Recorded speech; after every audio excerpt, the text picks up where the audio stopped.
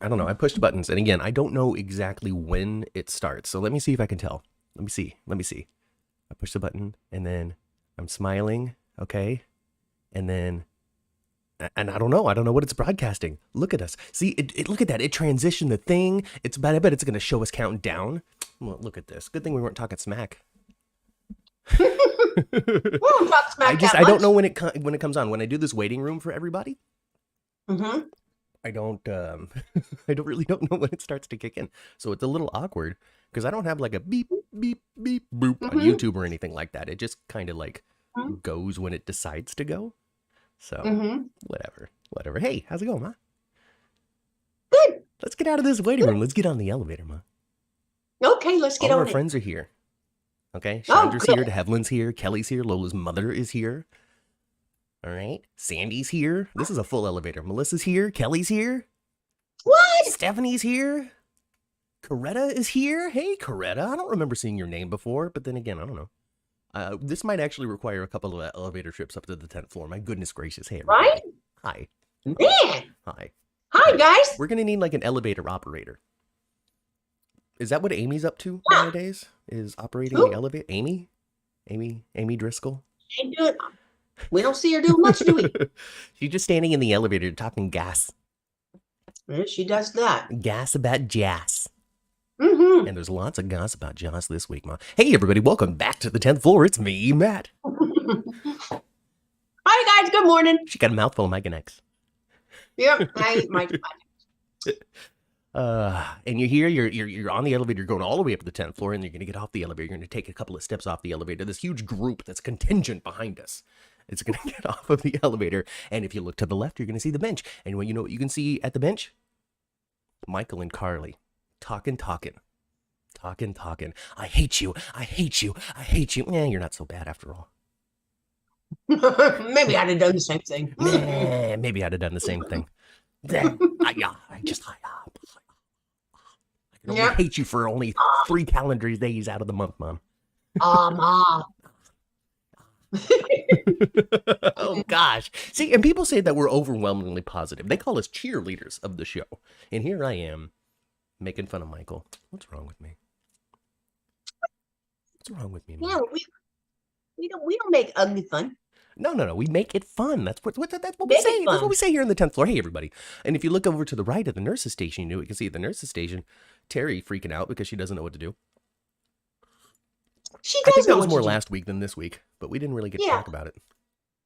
Yeah. Team She knows Cameron. what to do. Team Cameron. You know, let me tell you an observation I made today. Yeah. By watching Friday's show a second time today. Okay. Like you watched it twice, as you do. I typically do. I typically watch Friday twice. I watch Friday on Sunday morning before we get on here. Yeah. Typically. So, you know what those two nasties did? Joss and Dex? Dex. Yeah. Yeah. So, yeah, I noticed today she got a bunch of photos above her headboard of her bed. Okay. Like those string things with little tiny with little clips on them. Yeah, I know what you're talking about. You know what photo was at the very bottom at one of those clips? Is that her and Cameron? Right?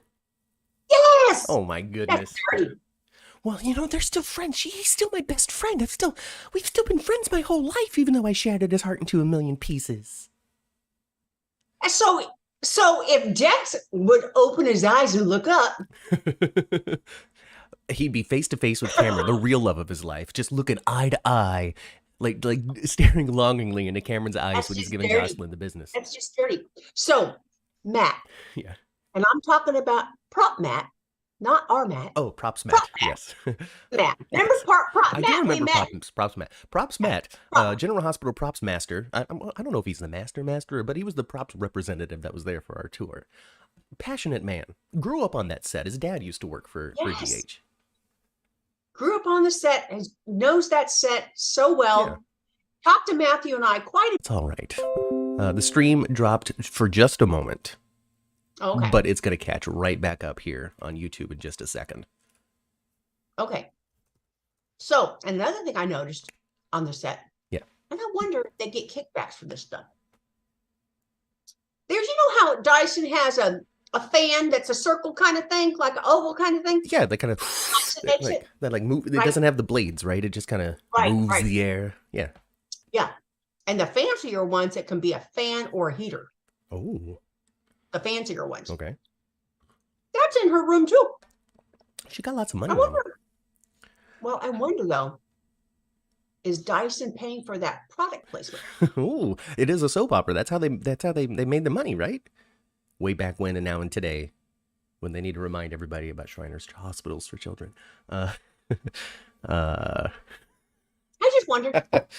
You remember? I think one of the nurses' balls, not this particular one that I have displayed up here next to Granny and above TJ, but the nurses' ball, sponsored by Yoplait.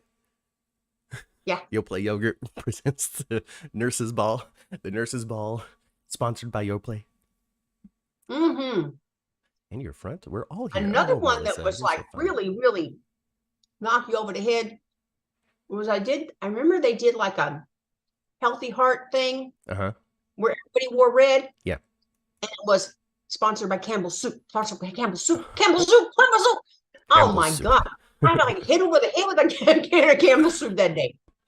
Just remember Campbell's Soup. And then recently they also did that one wildlife photographer had released a book and Leo was super into it.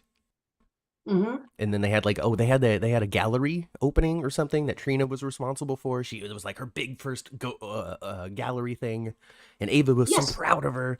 And then Leo ran off to the docks to go find the octopus, and then they realized he was autistic.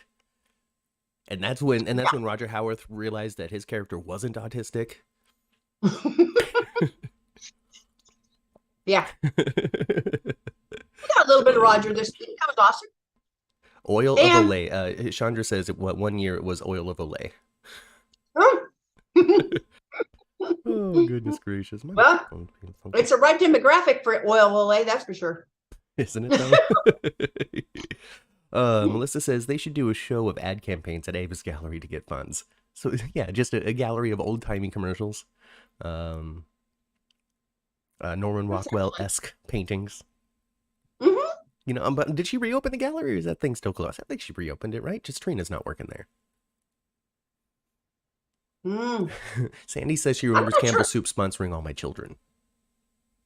Maybe I had the wrong soap, maybe. Oh, goodness gracious. Hey, Stephanie loves Joss and Dex and Jex, but poor Cam. Really poor Cam. Hey, did you see Dex though at the very last moments of that episode? All right. First of all, two things I want to talk about. Number one, how dare you open a college girl's dorm room door without a shirt on? I feel as though that was really inappropriate on his part to just display out there for anybody to see that Joss has a shirtless man in there. And someone who's obviously not a college student also. Yeah. So I thought that was mighty inappropriate. Dexter, if that is your real name. Dexter. But the second thing is, and I got to give... Yeah. No, go, please. When Dex came to the dorm, you know, right? And he goes inside and they have that nice moment, you know, they have a nice conversation and he was I thought, well, maybe for a change, he's not going to take her clothes off today. No. She's not going to have that.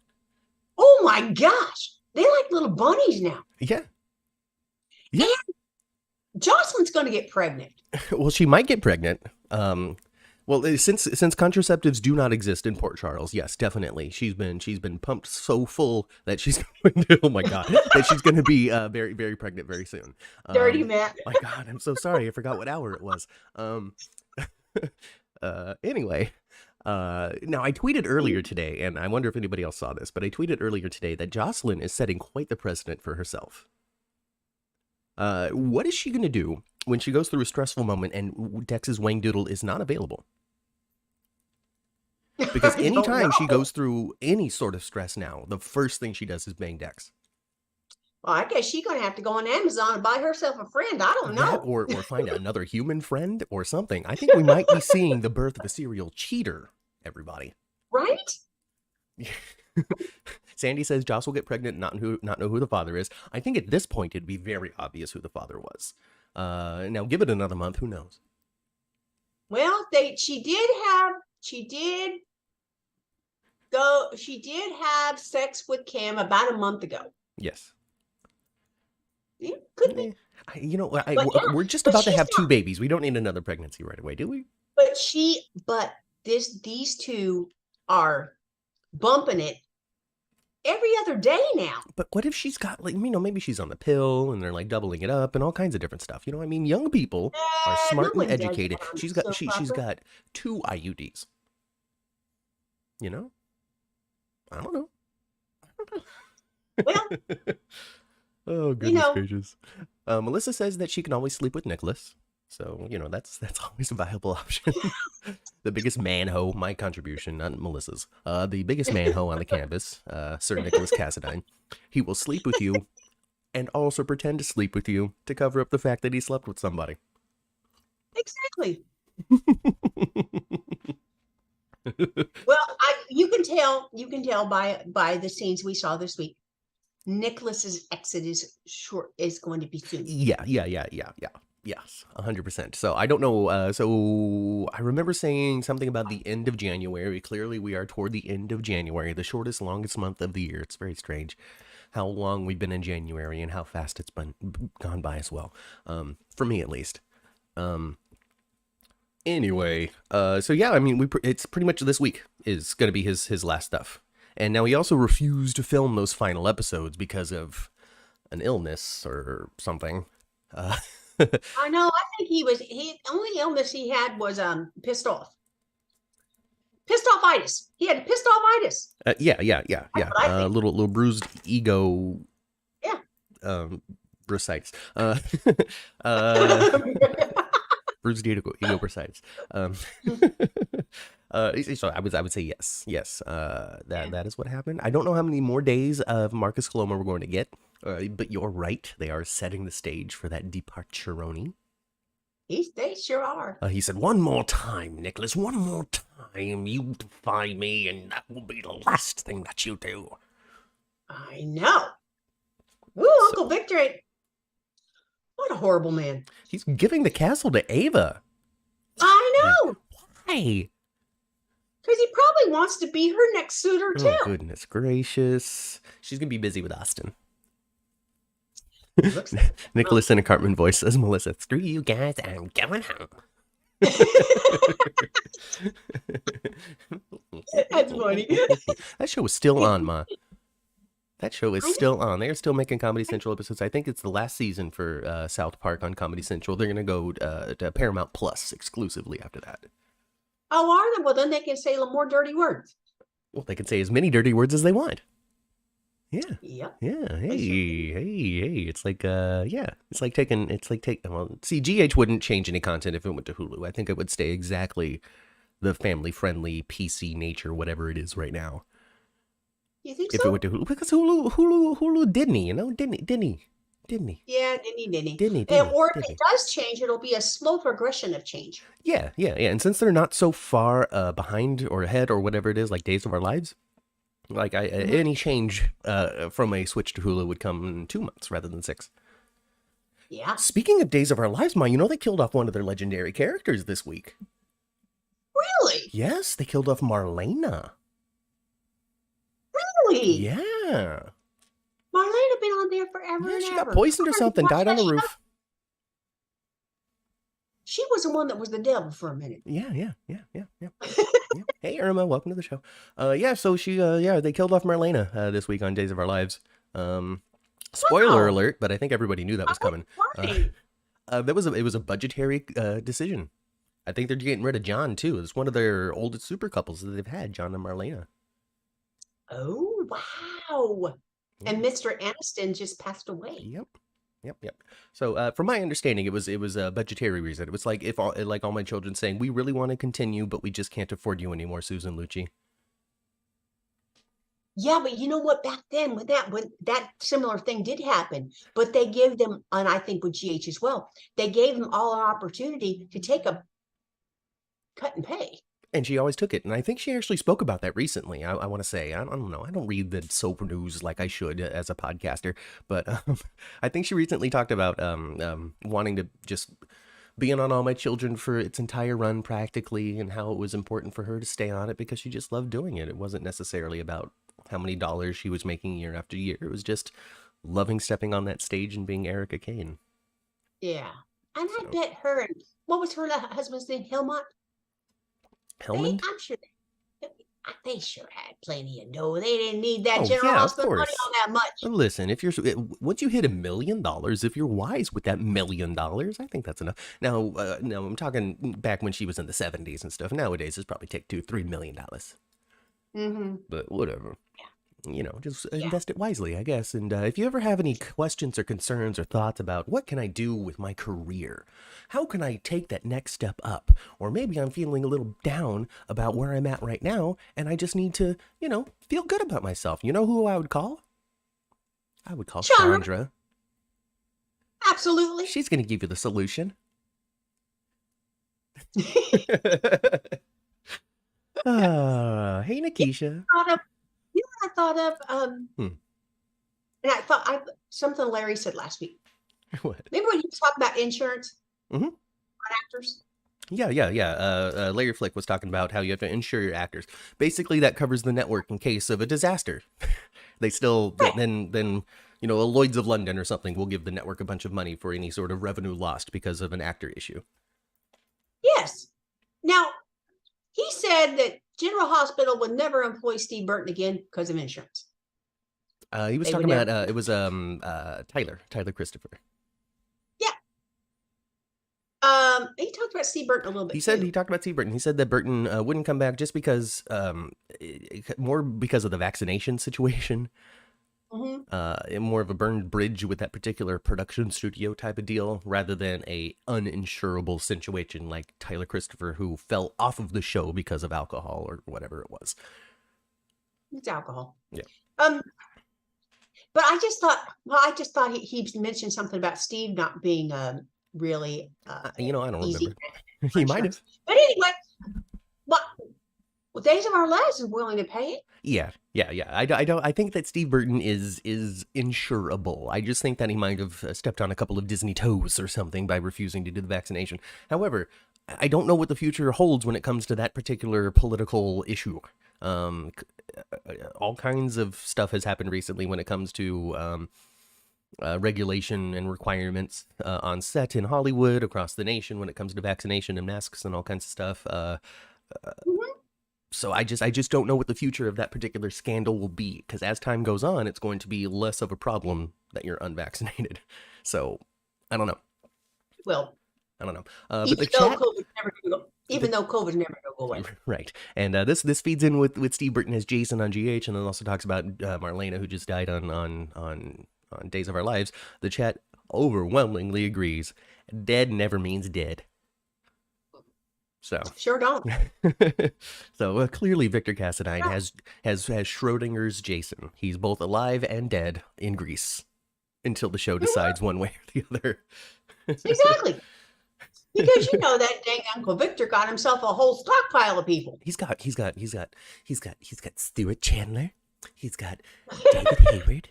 He's got Hayden Barnes, and he's got Ethan. He's got, because Holly ran off to go save Ethan. We haven't heard anything about that since. So I can only imagine he still has Ethan. Oh my goodness gracious. I wouldn't be surprised if he winds up taking Nicholas and putting him in one of those things too. And then he comes back with a different face. Exactly. Different face. I tell you. There was a picture.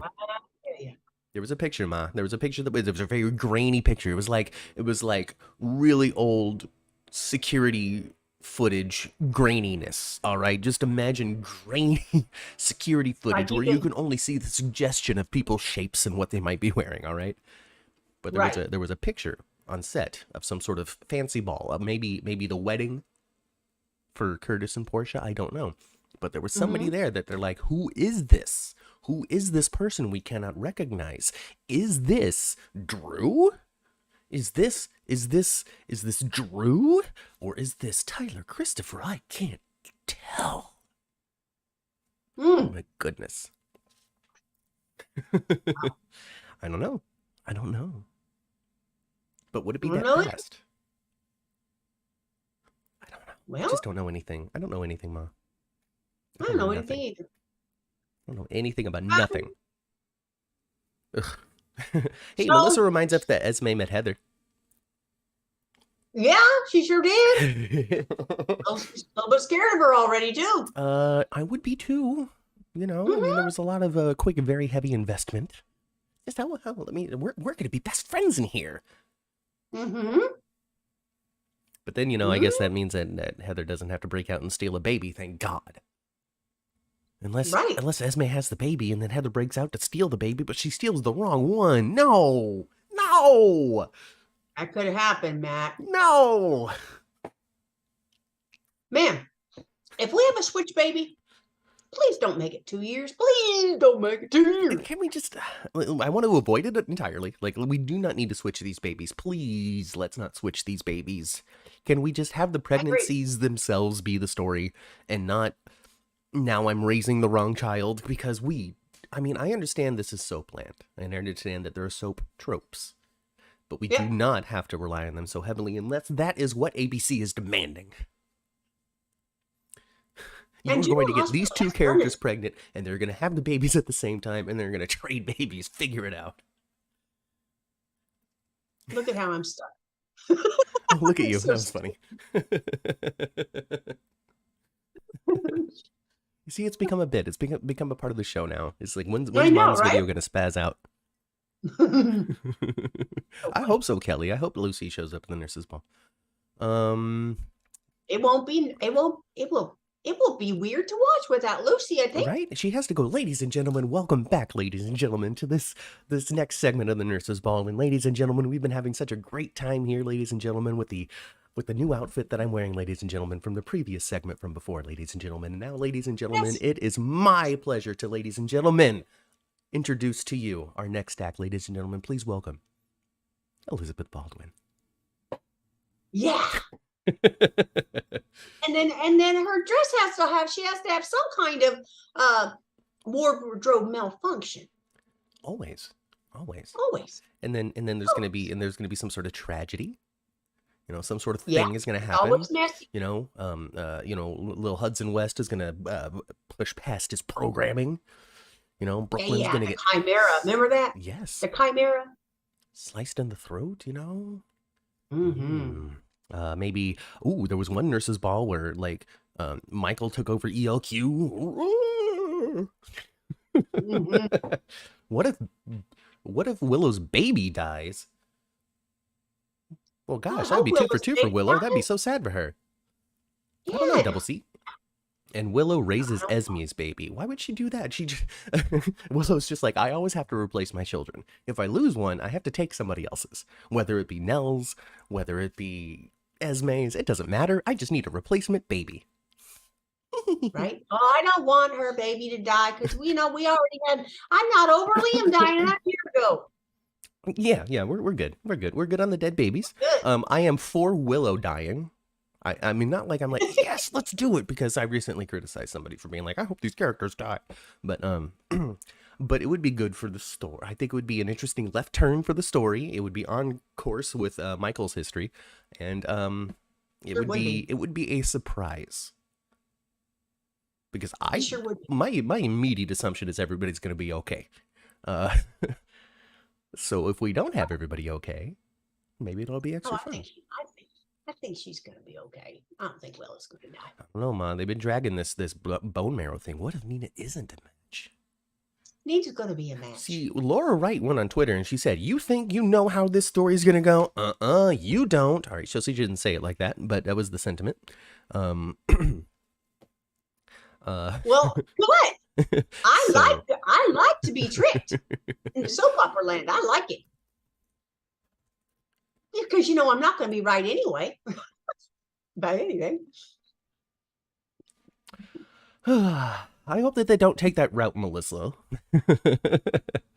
I'd rather have her die quietly off screen and honored by all. Oh, I don't know what you're responding to, Chandra. I'll have to go back. Oh, the tragedy. Epiphany died en route to perform. Oh no! Oh God, no! Oh no, no, no! We cannot have Epiphany die en route to perform. Oh God! Oh, I thought that would be heartbreaking. It was interesting. Portia mentioned her name when she was talking to Marshall, and she with a list of people that in his life. They must have filmed that within a couple of days of her death. Mm-hmm. Wait, what? Say that again. Portia. Yeah. Was talking to Marshall. Oh, she mentioned Epiphany. Yes. Mentioned Epiphany. Yes. So I don't know, but it just seems like maybe because of the timing, it's about the time she died. Mm-hmm. This that we're seeing today. I have no idea. I don't think that line would have been included if she had recently passed. So, yeah, I'm honestly kind of surprised that they didn't edit it out. Yeah. But whatever. But then you run the risk. All right, when it comes down to it, GH, you win, you lose all at the exact same time. You leave that line in, people go, why didn't you edit that out? You edit that line out, and people go, why didn't she mention Epiphany? You can't do it. You can't do it. It's been 4 weeks since we lost Sonia. So, yeah, I would definitely 100% say that was filmed before her unfortunate passing. But, as we know, confirmed, if you guys missed the big GH update video that we did, go back and watch that on YouTube. But GH has officially announced for 100% sure that there will be a special Epiphany episode that is going to be aired toward the end of March, and it's going to serve sort of as kind of step 1 of the big 60th anniversary. So they're including it in the anniversary festivities. Whether or not it has any direct tie-in to the plot lines that they're going to be telling for the adventure that happens, I don't know.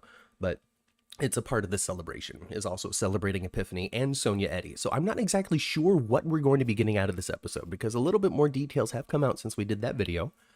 And it's supposed to be honoring the life of Epiphany and also Sonia Eddy in this particular episode. So I don't know what that means exactly.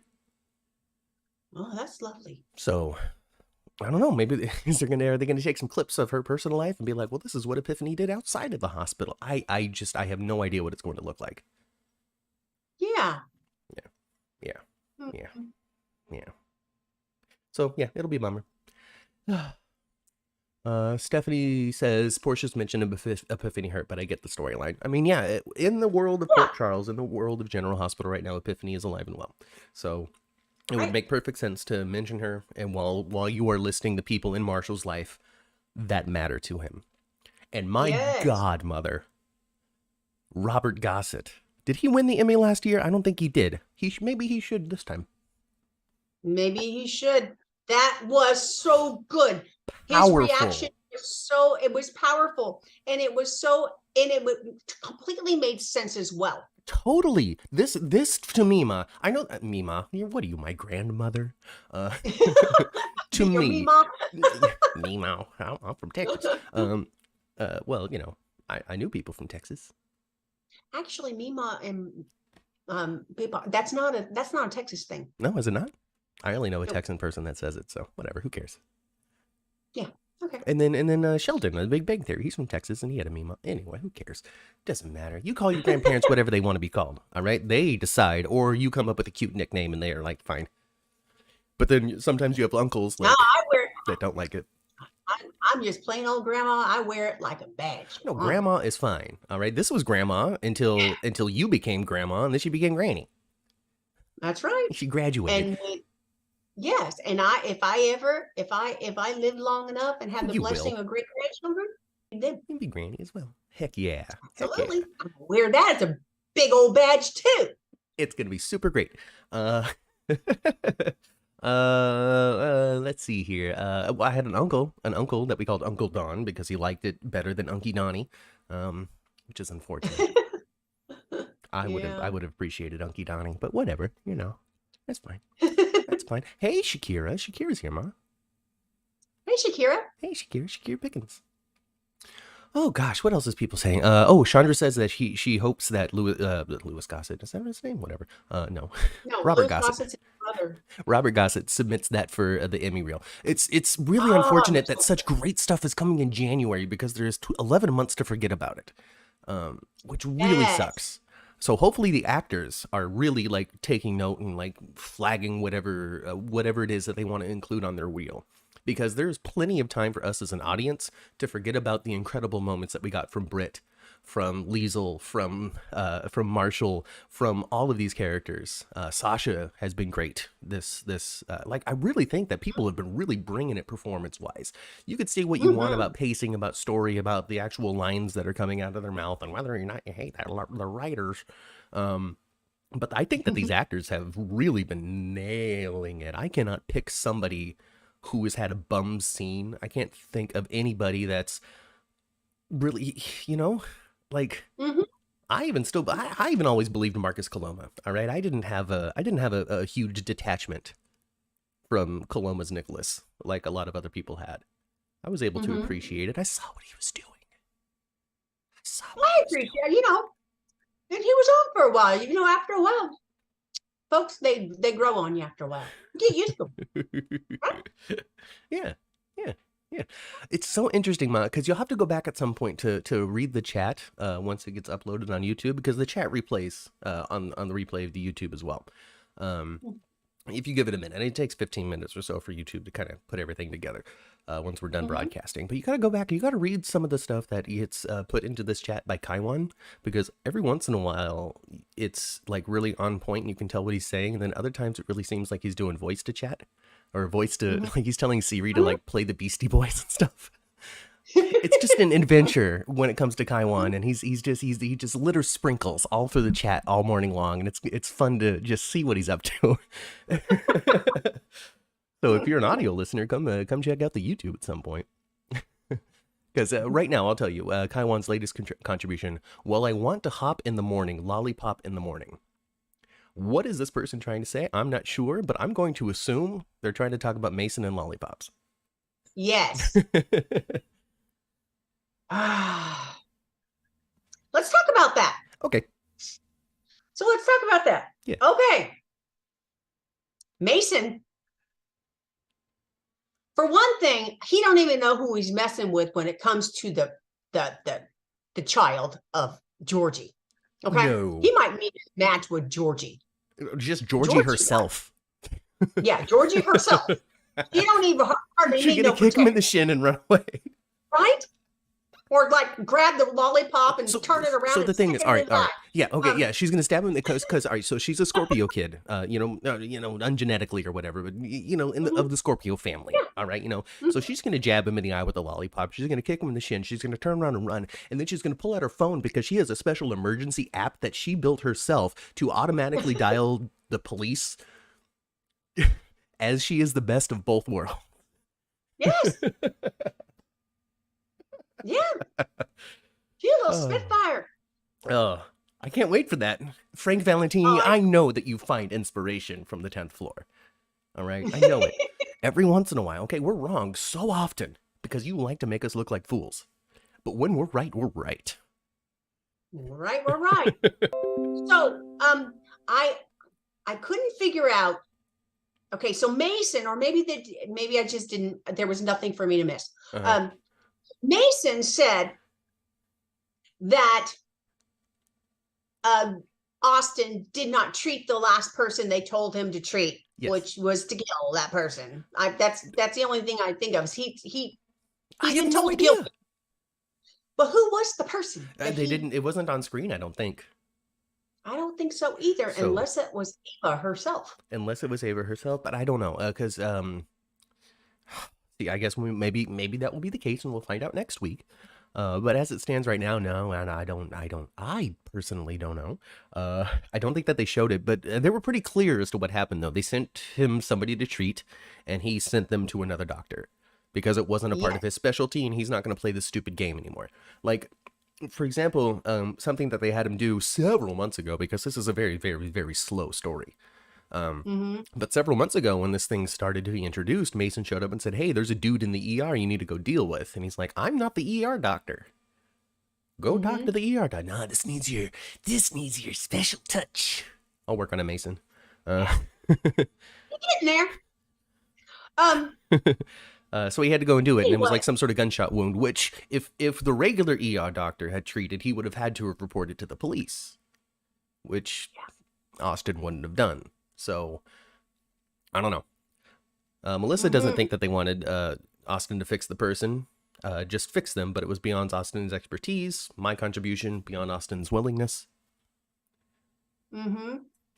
He was clear. He was like, listen, one of my good friends died. Things are kind of, lining up for me again. I lost my girlfriend. Things suck. I don't want things to continue to suck. And things kind of suck around you, Mason. And her.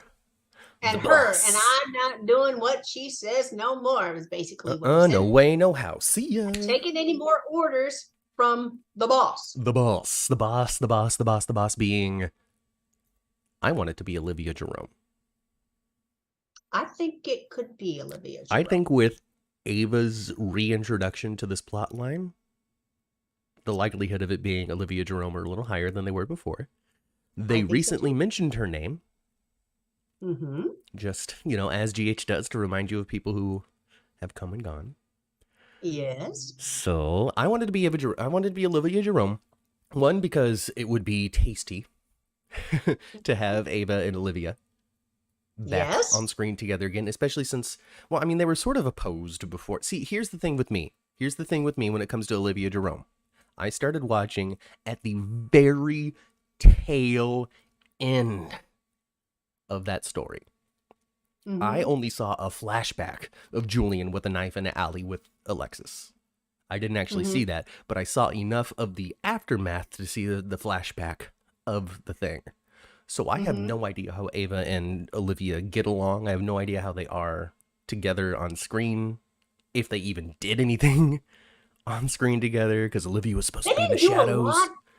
They didn't do a lot. They were not sisterly, not really. But they didn't do a lot. So I think that would be really fun, because Ava was very sisterly with Julian. So to not be with Olivia would be super fun. And we're coming into the 60th anniversary. They said they're bringing in all kinds of old faces to battle an enemy. And why not bring in as many enemies as possible? Yeah. I want to see... We can do Alex. It's easy to do Alex.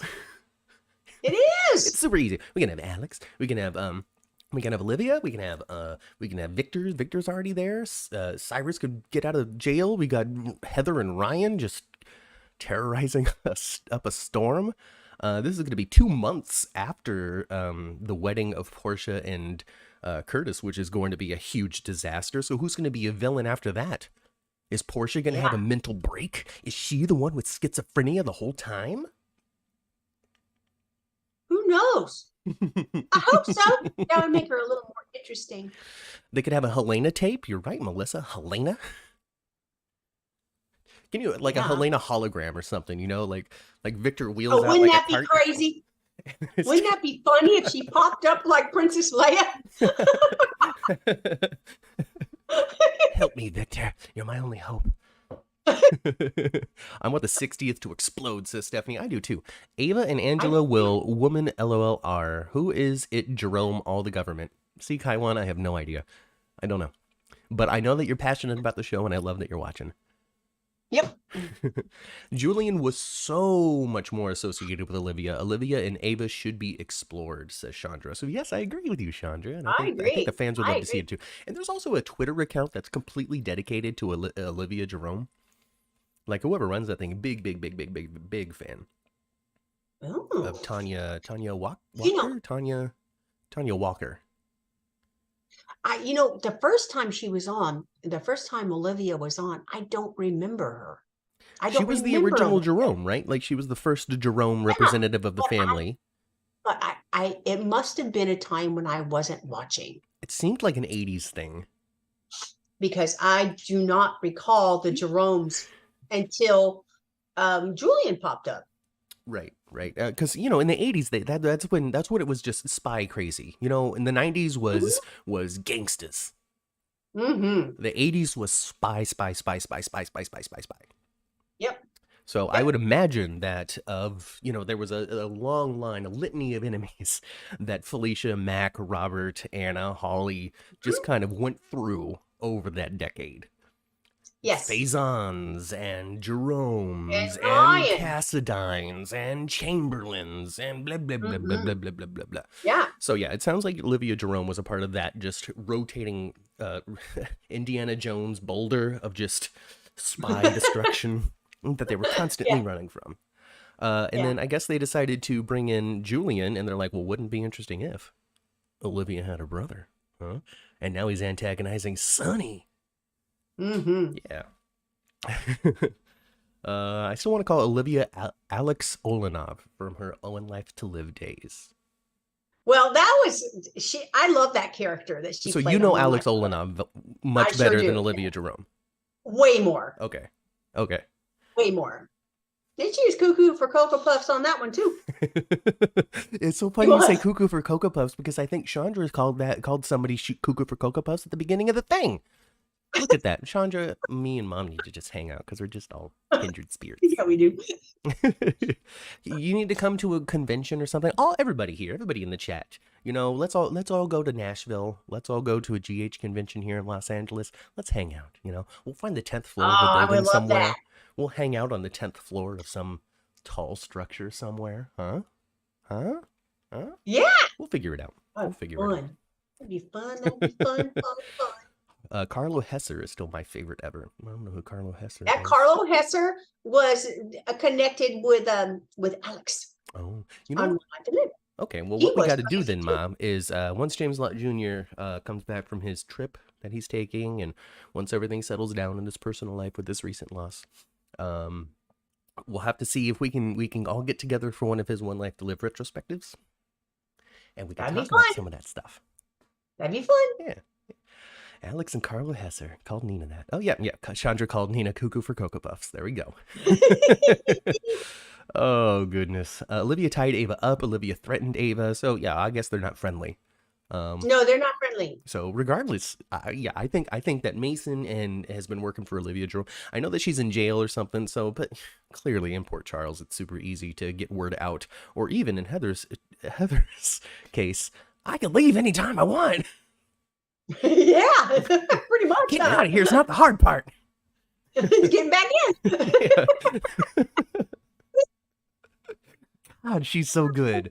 Allie Mills. She's so funny. I love it. You're amazing. It's funny, but it's also like great though. Like it's fun. It's entertaining is what it is. I can't say it's laugh out loud funny. Because she's not full of jokes, but she's incredibly entertaining. She's so quirky and so weird. Great. It is amazing. It is amazing. It was late 80s and early 90s, according to Daisy. She was in love with Duke. Well, I don't know what we're talking about now. Whatever. Oh, that's Olivia was in love with Duke. Oh, Olivia was in love with Duke. Okay. Great. Yes. Great. She caused Anna to lose her baby. Yes. If I remember right. That's so sad. Kelly says Heather's guard friend was caught stealing, so he got fired. It's true. What did he steal? Yeah. What could he possibly have stolen from the loony bin? Medicine, I guess. Yeah. Because they would have medicine. They would have antipsychotics there. Or maybe he lost a set of keys. He got fired for it. He did lose a set of keys. No, she specifically said he got caught stealing. So, okay. Yeah. So, and my favorite card, but clearly she still has a full set of keys though. So I don't know how he was able to manage that, but it is super fun, honestly, to always have her walk in with just a handful of keys that she just puts down every time. Just walk. All right. I think she trades favors. I don't know. Trade physical favors. Well, since Chris and Dan, who are the writers of GH, clearly only think that women are there to have babies, then yeah, she's trading her body. It's an offensive thing. I don't know. What's she doing, Ma? I don't know what she's doing. Do you think she's doing that, really? I don't see what else she had. What does she have other than that? Right? I guess just what else can she do for magnetic them? Personality. She's just so charming. Or I'm gonna slap. I'm gonna claw your eyes out.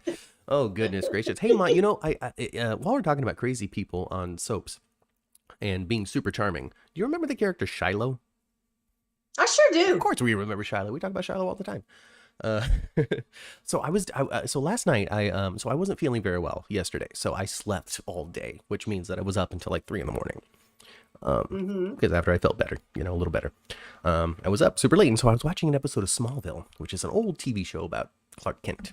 Not even Superman, it's about Clark Kent. Remember that? Yeah. And there's an actress on it, and her name is Allison Mack. And Allison Mack got in some major trouble a couple of years ago because she was running a little sex cult. I remember that. Yeah. That was a part of this larger organization which sold self-help and good vibes and had seminars and all kinds of stuff about self-empowerment and finding the power within. And there was this group of all women working under this one dude. And he was boning them all. And you know what the major thing is? The major thing is all of these people that was a part of this group, this subgroup within this larger organization, all had to give some sort of damning testimony for them to hold over their heads. This is the exact Shiloh storyline. So they just stole that story out of the headlines. They did. They ripped it straight from the Allison Mack issues, which happened in like 2019, 2018 or something like that, which is kind of on par when GH was putting that story on. Yes. Oh my goodness gracious. Because Donna Day has been dead for a while now. It has been. Melissa clearly is very familiar with this. She even knows the name of the organization that this dude was running. Shiloh was based on that, she says. It just floored me. It's something that I discovered early this morning, just because I'm like, oh, didn't Allison Mack get in a lot of trouble for some sort of weird sex thing? And so I was just reading about it, and then I started reading about the organization that she was working for, and this dude that she was working for, and then I got into the testimony things that they had to write, and I was just like, holy smokes. This is Dawn of Day. And Ma, you know what the scariest part is? There's still people that listen to that guy. Yeah. Which means that they could still have Dawn of Day cult members. Where's Daisy? Is Daisy still around? Right. See, that's what I need for the 60th as well. I need Olivia. I need Daisy. I need Victor. Right? Yes. Chandra wants to cue the Law and Order music. Bong bong. Dun, dun, dun, dun, dun, dun. Where's Mariska Hargitay? Need Olivia Benson all over this case. Olivia Benson. Hey, what happened to that new detective? He wasn't on this week. No, he wasn't on this week, but I did hear something about that they hired him. Yeah, I think he's going to be recurring status for a little while. I don't know exactly what's up with that. And then another picture was put on Twitter by, I think, Donnell Turner. I think he put it up. Or somebody did. I don't know. But it was clearly, they're clearly filming the wedding right now. So it was him and a bunch of group, like him and TJ and Marshall, and then a couple of people that I don't recognize. But it all like lined up with Curtis as if they're like his groomsmen and all that kind of stuff. And I'm just like, who are these two new characters? Was one of them the detective and I just don't recognize him? Or I don't want to claim that it was the detective because goodness gracious, I don't want to be in a position where I'm like, well, they look similar, because that's not good. That's not a good thing. So help me out, folks, in the chat. Do we know who these two other people are? Have they been on the show before? I don't think you saw the picture. If you did, maybe you can help me. I don't know. You don't live on Twitter. So, I mean, I barely live on Twitter. But I do go on it every day. But I don't stay on it very long. It's Curtis's staff from the club, says Melissa. Okay. Oh, well, so, hey, you know, Nika's been on set recently, so maybe Nika's going to be at the wedding. Arlandria Linier. Oh, that makes sense. That makes sense. Yeah. She's like, wasn't she Curtis's very first employee? Yes. Yeah. So she was, so he bought the club and she worked for the previous owner, but it seems like she was the only employee that he kept and then made her the lead bartender And excuse me, she put up some Twitter, or maybe Instagram. I don't know. She put up a picture of her and another person wearing a very similar dress. So it seems as though the Savoy now has like a bartending staff. Oh, okay. Because Arlandria had said that green dress and the necklace that she wears and such is kind of her Savoy uniform that she wears in all the scenes. So yeah, she's the mixologist. Well, I hope it's not a double because something's going to happen to her. Oh, gosh. No. Nothing's going to happen to poor Nika. She's going to be fine. Let's see. Jeff Kober was on an episode of Law & Order. Jeff Kober is a master at playing a criminal, y'all. That is what he is known for playing. Honestly, this whole Cyrus as current is a little off-brand from what I'm used to seeing Jeff Kober do. Jeff Kober was awesome on Sons of Anarchy. He did an episode of Star Trek Voyager that I remember vividly well.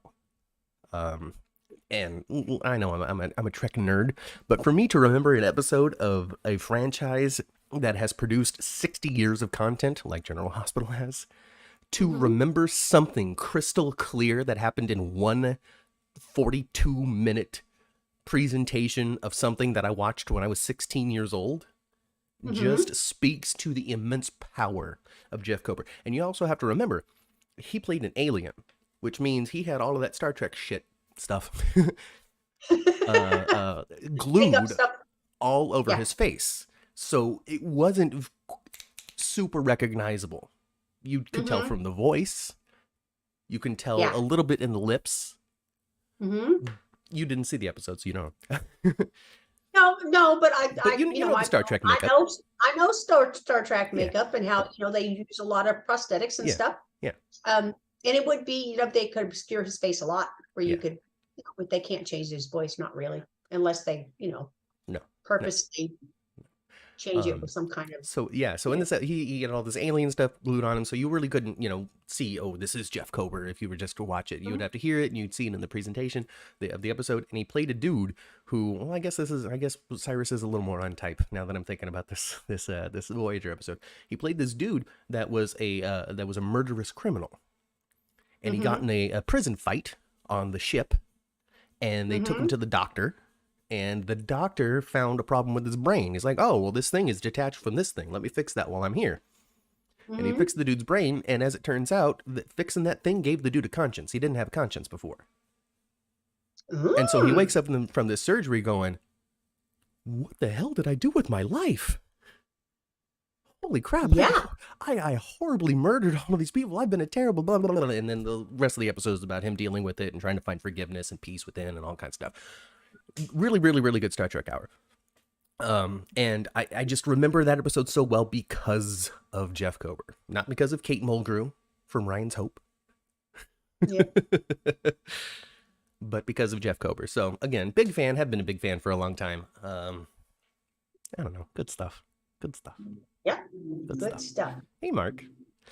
Mark is glad to join us. He's getting, he's on the freeway, I guess, from Palm Springs. He's headed back to Burbank. Wave to Prospect Park Studios on your way up the 101.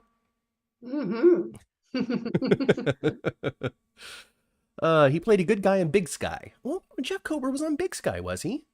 Well, it's good to know that he's getting prominent work even recently. Yeah, because Big Sky. Yeah, I don't watch Big Sky, and it's only been on a couple of seasons, so it had to be recently. I think Reba McEntire's on it this year. Yep. I don't know. It's lightly snowing in northwest Indiana, a chilly 32 degrees. Thank you very much for the weather update, Chandra. We're back to normal here in sunny Los Angeles. Yeah, it's sunny here now, too. But it's not warm, though. It doesn't get above 55 degrees or so every day. Yeah. All right, Ma. We've been on for nearly an hour. I think it's time to finally get to the main event. Okay. Because we haven't really talked about it at all.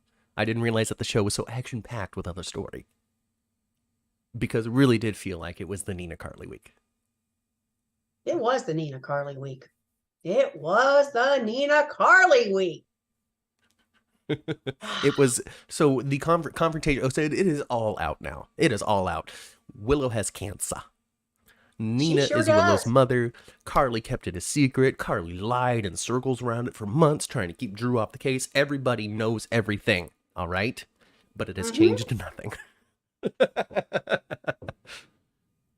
I'm surprised how full of forgiveness everybody is. Just so quick. All right, I can understand Willow because Willow is bat-ass crazy just like the rest of her family. Okay? We are discovering that. Willow is badass crazy like every other Reeves. Nina's crazy. Madeline's crazy. Nell is crazy. I don't know anything about Silas, but he was probably crazy. Okay? Maybe. Once we get to 1,000 subscribers, so get there because we're catching subscribers like flies, y'all. Bring them. We're getting there.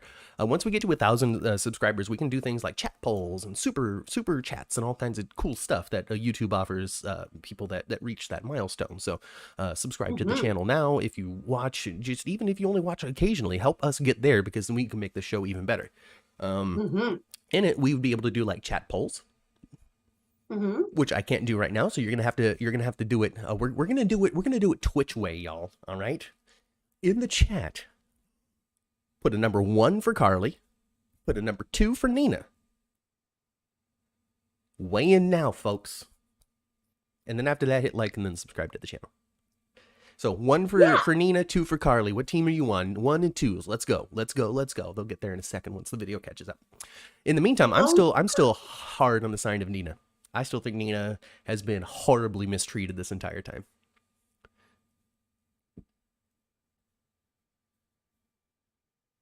I don't think she's been mistreated this entire time. I think she has been mistreated on occasions. Yeah. But I don't think she's been mistreated the entire time. I think the person that really has hurt Nina more than anybody is Madeline. She was a freaking awful person, wasn't she? Oh my God.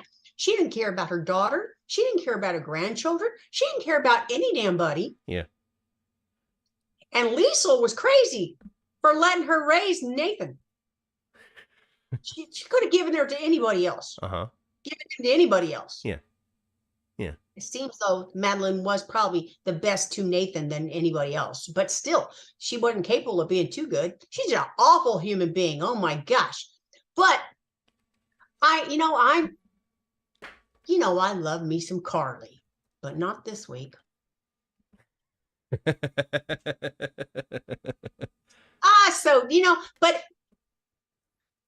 Carly has always done crappy things, though. Regardless of who's played her, she's done crappy things, and she don't know how not to lie. Even she will embellish the truth, even if there's nothing to lie about, because she loves to lie. She just don't know how not to lie. She doesn't know how to not lie. And then I love Sunny, honestly. Sunny confronting, or Sunny in the chapel and stuff. I saw Twitter going, I'm surprised they didn't bang in the chapel. They're so far away from banging each other, you guys. Sunny and Carly are not going to do it anytime soon. No, not for a while. No, not for a while. It'll probably happen, but not for a while. Not for a while. But the where she's just like, I did this to protect Willow from the truth, and she didn't want to know, and just imagine how bad Nina would have been. And he's like, just stop your crap. Yeah. Just shut your pile. He's the only one that's made her accountable, really. I mean, Michael to a degree, but then she was able to talk her way out of it with Michael. I just hope you can forgive me, Michael. I mean, she got a big old hug out of him. She got a big old hug out of him. I need to see more of Sunny's kids on this show right now, because Sunny needs a mob just like Carly has. We need Christina there singing his praises like crazy. Yeah, and she has, she's had occasions where she's been mad at her dad too and not speaking to him, and she's done the Michael thing with Sunny, but not currently. Not currently. She likes crazy about her dad right now. Yeah, I would. When I just really like what's her name? Lexi Davis. Lexi. Is it Davis? It's not Davis. It's Lexi Ainsworth. Yes. I think she's a wonderful actress. Yeah. I think she should be on more often. It really looks like, y'all, it really looks like the chat is pretty split 50-50 when it comes to Carly Nina. Yeah? Yeah. I like that. I think honestly, so if you were to go on Twitter, you would think that nobody cares about either one of these people. That's because Twitter is so heavily invested in their couples. Twitter cares about couples and really nothing else. Yes. So if you were to go on Twitter, you won't see a whole lot of like, oh, I support this, that, or the other thing. It's always both of these people are nuts. Just like you said before we went on the air, Mom. What team are you? You're like, team neither. My God. Yes.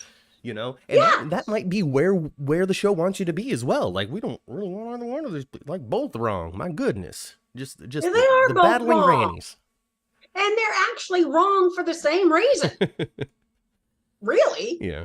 They've done the same thing to one another. I think they could actually, if they could, it's going to take some time. Call a truce. We're both assholes. Oh, goodness. Yeah, I mean, it's really tough for me to really. Did Nina try very hard to tell everybody that Sonny was alive in Nixon Falls? No, she didn't try very hard. No. She didn't try very hard, no. But that's like the only thing that she did, though. But the same thing, but both of them too, both of them, the same thing happened. When they come to some kind of decision to be honest and do the right thing, then the one says something to the other one that pisses them off and reignites their fire, and they go, nah, I'm not going to tell her after all. Yeah. They both have done that. It's true. But we also have to remember that, so I don't know, man, because it's tough because when it comes to both of these characters, and they probably, that might be why they enjoy playing against each other so well, is because Nina and Carly are pretty similar to each other. And Sonny said that too. Yeah. Yeah. And you could take what they say and you can hold it in both hands. Okay? Because Nina bought the Metro Court, which was a terrible idea. That was not the right move when it comes to your feud with this family. But then also, on the other hand, she offered it back to Carly for free. So, like, how are you wrong and right all the time? You do a wrong thing and offer the right solution to it, and then say, no, you're just doing this to be whatever. You're trying to get back in with Wiley, which is probably the truth. But also a really kind, good, real nice thing to do. She was trying, yes, her agenda was the same, but she was trying to have a better approach, a better, idea of getting what she wanted. And then again, you get to hold this in both hands. It could be taken as manipulative. Well, if I do this, then you're going to owe me something. But then also at the same time, you could take a look at it as, I am trying to change the narrative. I'm trying to change our interactions. I'm trying to do something good for you. So maybe we can repair this and everybody wins. So it's so interesting, truthfully. Now, the reason why I'm so, I like Carly. I have, but I'm mad at her this week. Now, the number one thing that I take away from this that makes it so bad in Carly is the fact that she doesn't know what would have taken place if she had told the truth in the beginning. She doesn't know. Nina and Willow might have had a good relationship by now. Maybe she would, if she had a good relationship with her and knew that was her mother, maybe she would have shared her diagnosis with her mother. And that is where I get hung up on the Carly thing and Carly's family's quick forgiveness of this. Now, does she deserve to be forgiven? Sure. Fine. It's a soap. Ultimately, this is your kid. These are your relationships with the children that you have birthed through your own body. So when it comes down to it, of anybody to have a natural expectation of eventual forgiveness, it is Carly with her children. And I think it's just natural. And did she toe the line? Yes. Did she stick to what she was saying? Yes, she totally stuck to what she was saying. Because as soon as she found out the cancer situation, she let it know. Right. Which does support I was just trying to but if I knew earlier, I would have said something. If there was a solid reason for me to share this information other than it's just the truth. I would have shared it. And it's proven to be because she immediately went to go tell Willow and couldn't, and immediately went to go and tell Nina. Oh.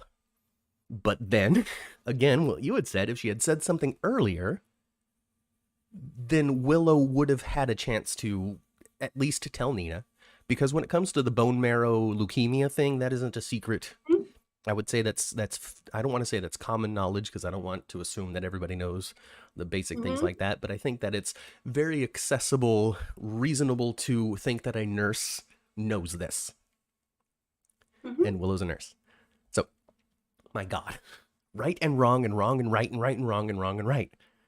And that's why this is the main story on the show, folks. We needed all this time to make it wrong and right at the same time. Because this confrontation has been epic. Yeah. You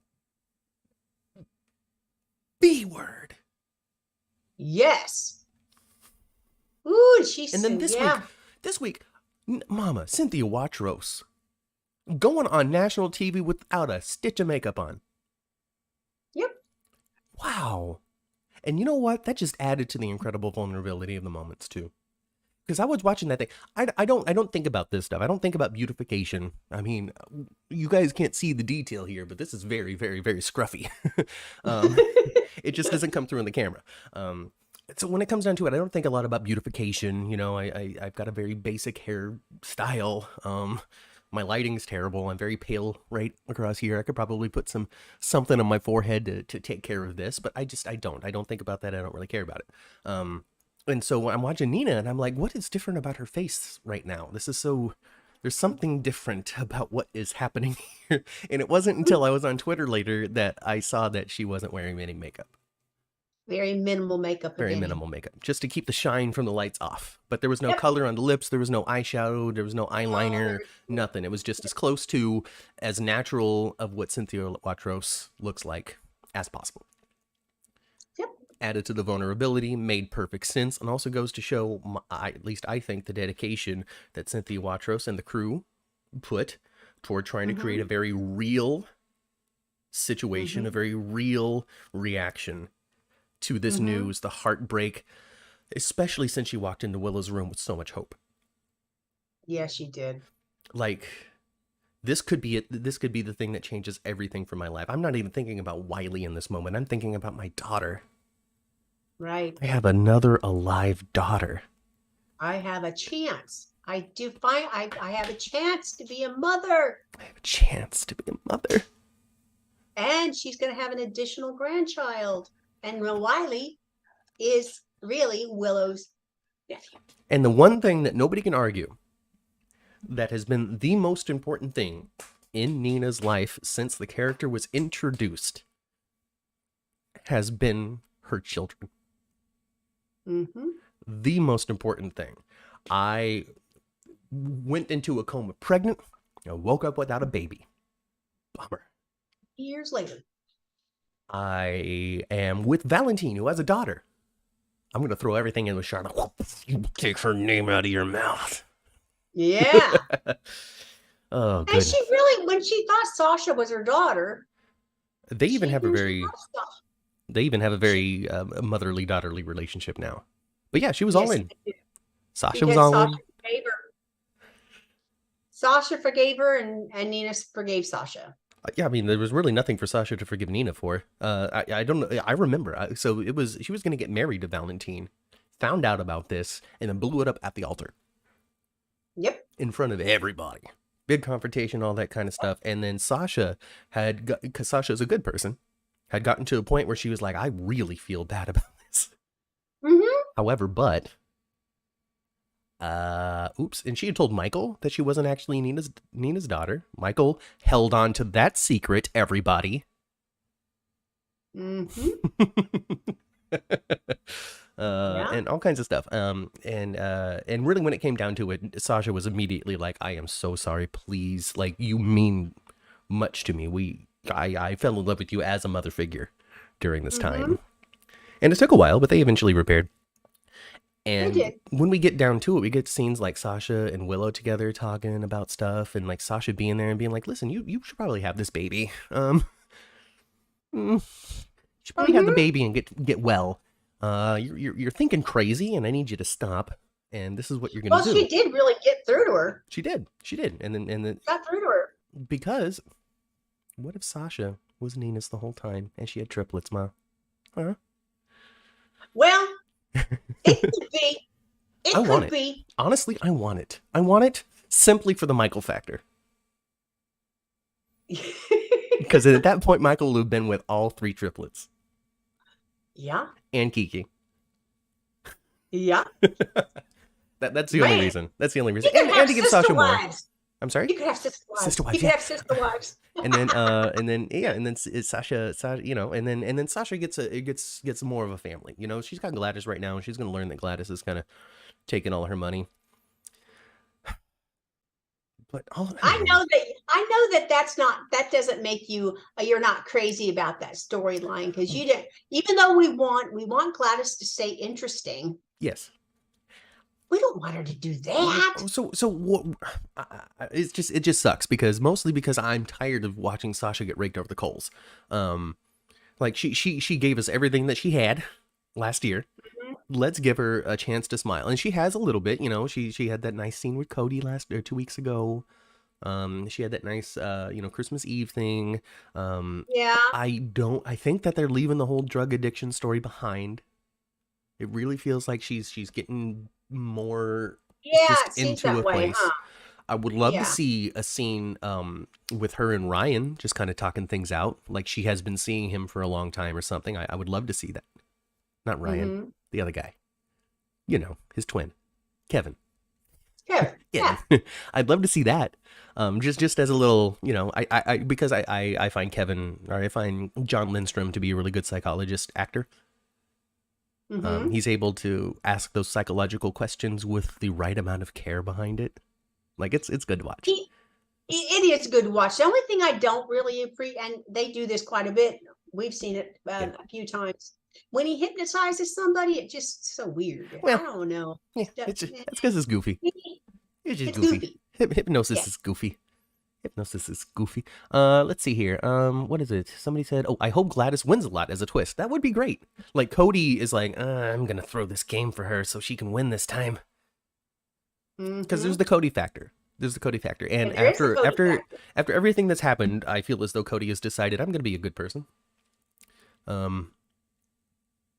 What else is there for him at this point other than to try to find a way to tell Mac that he's actually his son?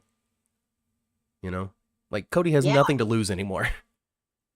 But don't you think Cody might come up with some negativity again when he figures out that the Ice Princess is really not burned up and gone?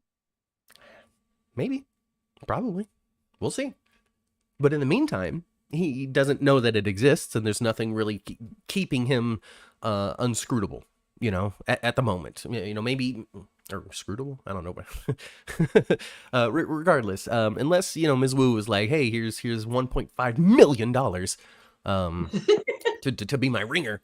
I don't see any reason for Cody to continue to lie. And he wasn't even really that good at it to begin with.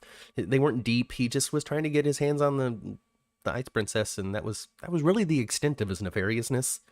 Was just kind of an ungenuine start with Britt. Was about it. But he did wind up actually liking her. Yeah. But in the beginning, he was just out to... Yeah. But it wasn't like, oh, because I want you to be hurt, sir, because I need to rip this from your hands because I'm stealing it. It's just, oh, this should be mine. Yeah. This would really help out. Really didn't have anything to do with her. She was an obstacle, regardless. Yeah. Gladys Knight is back in the police force. Kaiwan, my goodness gracious. At this point, you might just be typing gibberish just to catch her attention. Which I'm okay with. Oh, EJ's here today. Travois wants to know, I wonder, will Ava's claim on the Cassadine estate be temporary? Oh, definitely. She's not a Cassadine.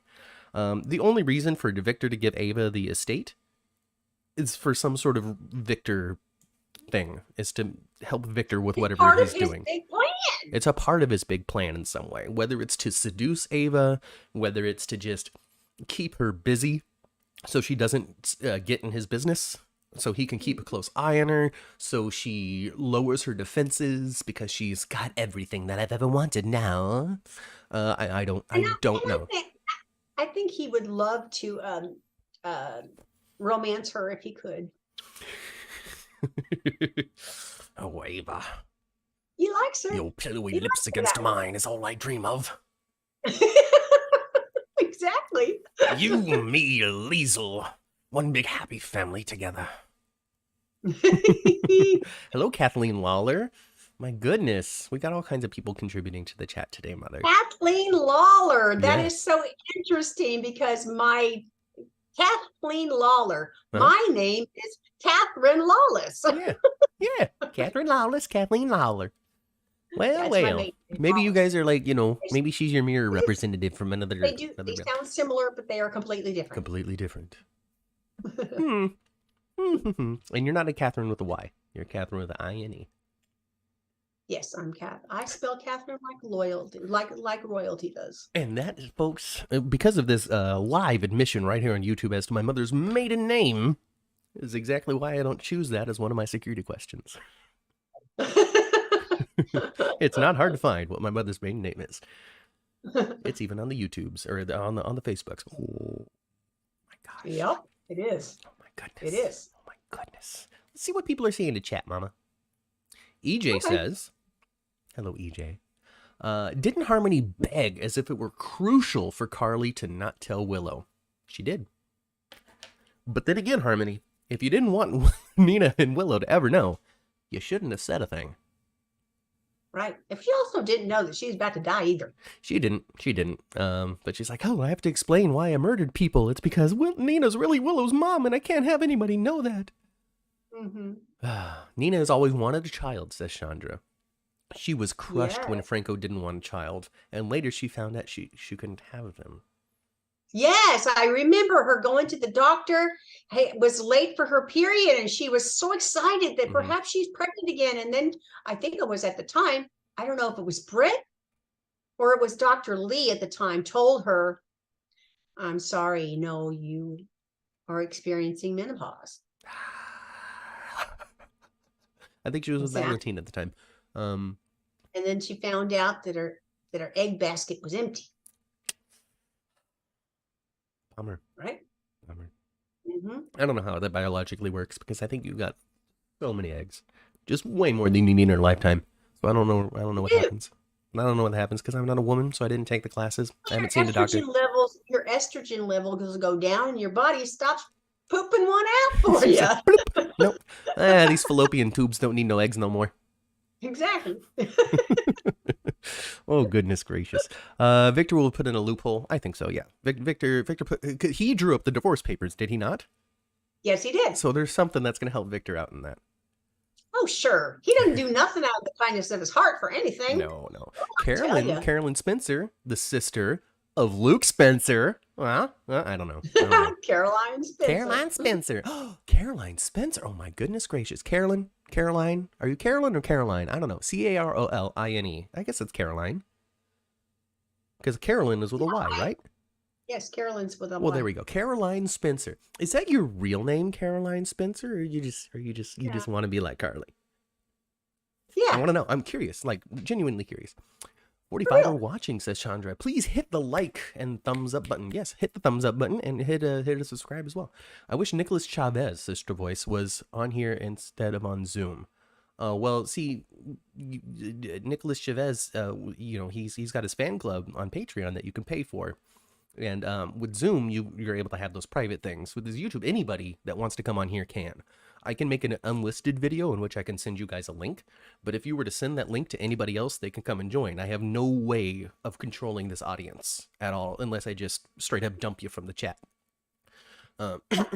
Which I don't even think prevents you from watching this. It just prevents you participating in the chat. So Nicholas Chavez does that so he can, make a couple of bucks from his fan club. Soap stars are not loaded, okay? They are the one amongst the lowest paid in all of acting. Yeah.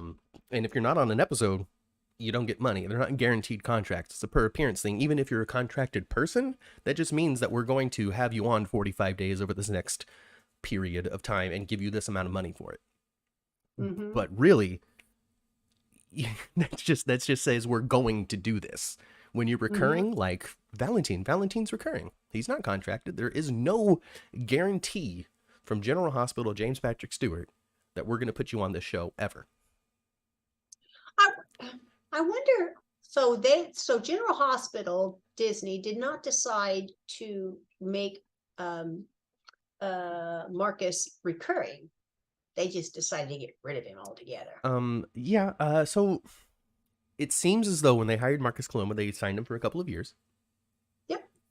And when it was time to renew the contract, they opted to not. Whatever reason that is really General Hospital's reasoning. I don't know. There's things that you could point at, but I think that there's a lot more controversy and drama that's put onto this decision than actual real life. It was likely an artistic choice, a budgetary choice, or both. Yes. But I don't think it's because the producers hated his acting. No, because if they didn't like his performance, they would have done something about that a while ago. Right. There's no guarantee. I mean, he was a contracted guy, but also you networks aren't like, oh man, this is ironclad. What are we gonna do? Like, they have ways out of it. Right. I think what made him so upset is I don't think he saw it coming. Yeah. He just didn't see it coming. Well, why would you? I wouldn't have seen it coming. If they didn't warn me 6 months ahead of time, hey, I think we're probably leaning in this direction. But then you don't do that. You don't say that. Then yeah, because so much momentum, so much time on the show, so much story, all of this being involved essentially with the biggest couple, Sprina, being Nicholas's father, Spencer's dad. Then yeah, I would say a surprise for sure. So yeah, whatever. I don't know. Remember, Ava's the one who stopped Nina from adoption. I don't know. I don't remember that. Why would she stop Nina from adopting somebody? I don't remember that either. I don't know. Nina couldn't adopt. She ripped Avery. She ripped Avery from Ava's womb and kidnapped her. Okay, so here's the thing. Mara West has said on Twitter, guys, it's fine for Ava and Nina to be friends. Nina did not cut Avery from Ava's womb. So I think so there seems to have been like a oh no, Chandra, bye. So there must have been some sort of exaggeration or something that happened at some point, or some misremembering. She did give her something to make her go into labor. There we go. All right, so she induced labor, but she didn't take a knife and slice Ava open and steal the baby. No, but she made her have the baby early. Right. So, when it comes to people like saying things like, well, she ripped Avery from Ava's womb and all that kind of stuff, it's interesting. It's interesting language to put on the action because it's tangentially true, but not exactly the case. Ripping a baby from somebody's womb sounds a lot more horrible than inducing labor unwillingly. Yeah, but she didn't have no regard for the baby, not really, because she was she was having some kind of psychotic break when she did that. She's over it now. She's okay now. That's like the first thing that Nina did on the show. Yeah. Well, when Nina first came on the show, remember she pretended to be maybe you weren't watching yet. She pretended to be paraplegic. She pretended that she couldn't walk and she was in a wheelchair for months. Yeah, no, I don't know any of that. That's why I said ripped, says Melissa. Yeah, I mean, I guess. But then you're not ripping the baby because she's going through labor. Like, she's still having the baby. It's just Nina took it. But that's okay. That was Michelle Stafford. It was a long time ago. Yeah, and Franco helped her steal it, but was trying to talk her out of it the entire time. Well, there you go. See? Oh, because that's when Nina and Franco were together. Yes. Nina and Carly are the same person. No accountability or self-awareness, says Medora. Hello, Medora. Nina's argument that she couldn't have treated Willa like crap if she knew that she was a kid. Yeah, I guess. Nina, I don't know, because it's hard. Nina said that more than one time this week, that her behavior would have been different if she'd have known that Willow was her daughter. Well, but even then, I still don't find Nina's behavior to be all that bad. I don't know. I'm just too forgiving, I guess. I would be Michael to Nina, or Michael to Carly, Matthew to Nina. Well, I tell you, they really do, Carly and Nina kind of deserve each other. I have to agree. Well, now they get to be grannies together. Maybe they'll be friends eventually. I mean, probably not. Carly doesn't have friends.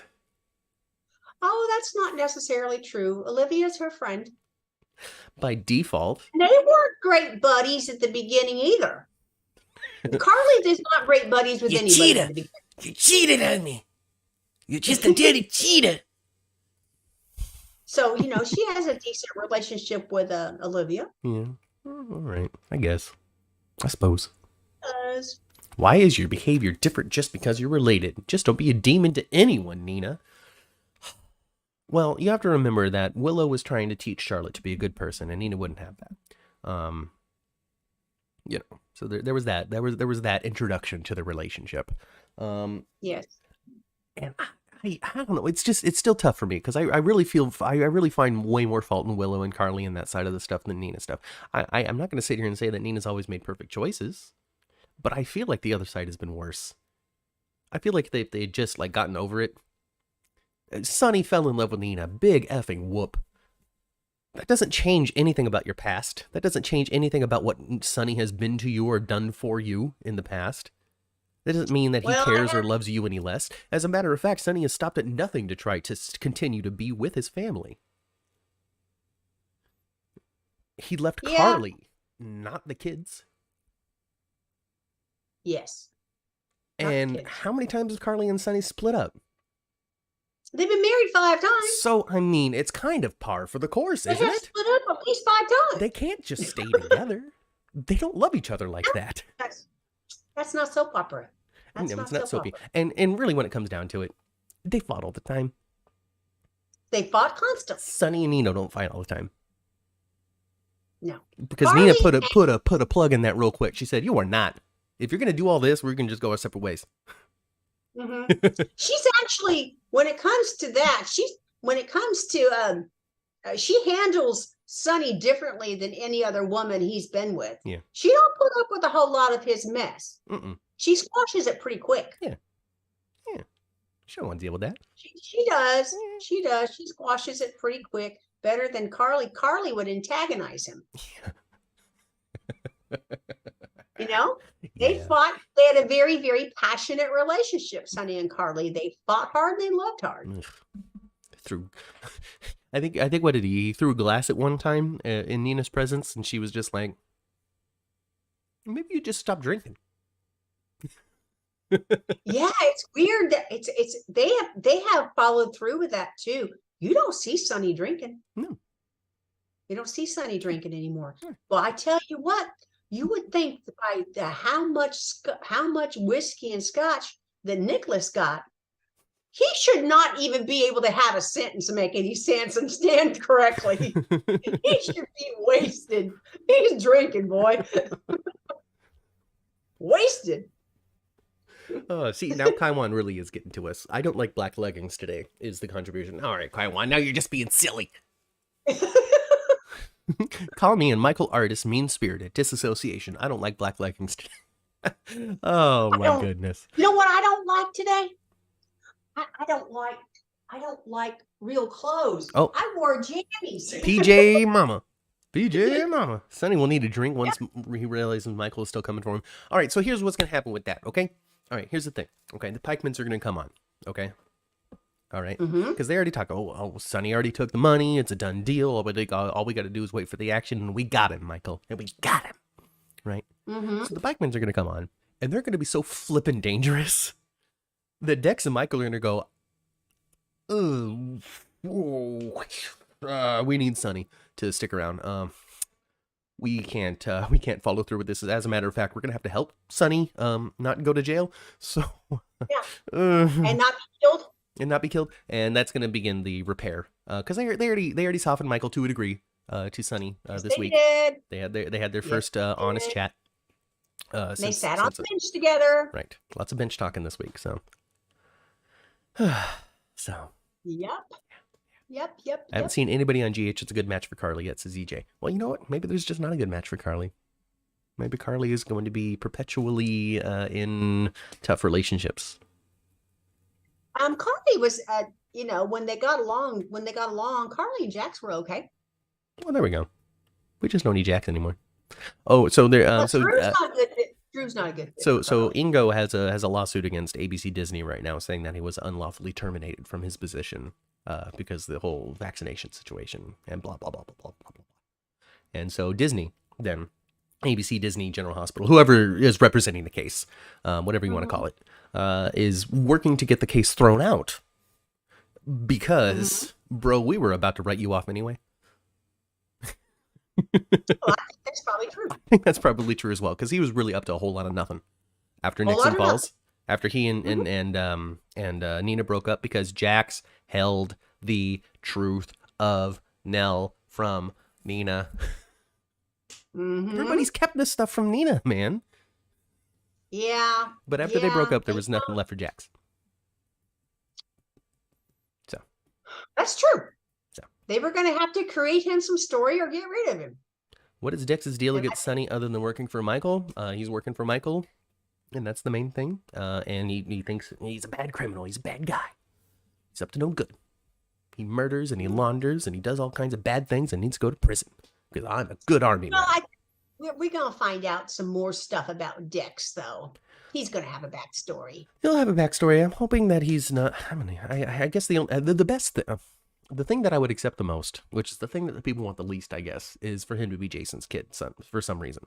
Some college tryst that he had. I don't know exactly at what point in Jason's timeline this can make sense. Because he's what, 50? 55? Yeah. 50, yeah. 50. So, 25 years ago, he would have been 25. So, I think they ought to make Dex a little bit older, maybe. Yeah, but then I like the idea. I like the idea of him. I like the idea of him getting somebody pregnant in college before his accident. Maybe.